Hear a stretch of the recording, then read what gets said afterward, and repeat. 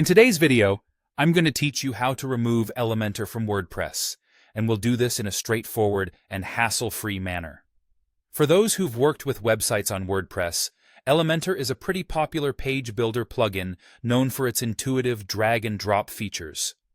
However, there might come a time when you want to remove it, whether it's because you're switching to another builder or simply cleaning up your site. Today, I'll guide you through this process so you can do it confidently on your own. To begin, you'll need to be logged into your WordPress dashboard. Once there, take a look at the menu on the left side of your screen. From this menu, select Plugins. Hover over it, and when the drop-down options appear, click on Installed Plugins. This will take you to a new page that lists all the plugins currently active on your WordPress site. It's a good idea to familiarize yourself with these plugins, as they all add certain functionalities to your site.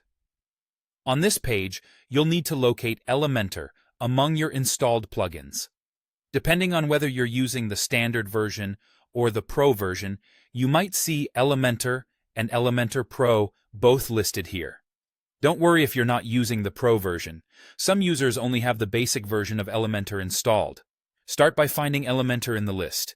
It should be named just as it's known, making it fairly easy to spot. Next to the name of the plugin, you'll notice several options. One of these will be labeled Deactivate. Click on the Deactivate button. This action temporarily turns off the plugin without actually removing it from your system. It's important to know that deactivating a plugin will prevent it from functioning, but it doesn't delete any of its files or content yet. Essentially, it's like hitting pause on Elementor, so take this step to safely begin the removal process. Once deactivated, you'll notice that the plugin's options change slightly.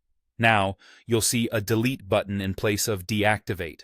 If you're sure that you no longer need Elementor on your site, go ahead and click this Delete button. Your WordPress site will then ask to confirm that you want to permanently remove the plugin and all its associated data. Confirm this, and the system will take care of the rest. If you had both Elementor and Elementor Pro installed, don't forget to repeat these steps for the Pro version, ensuring both plugins are completely removed.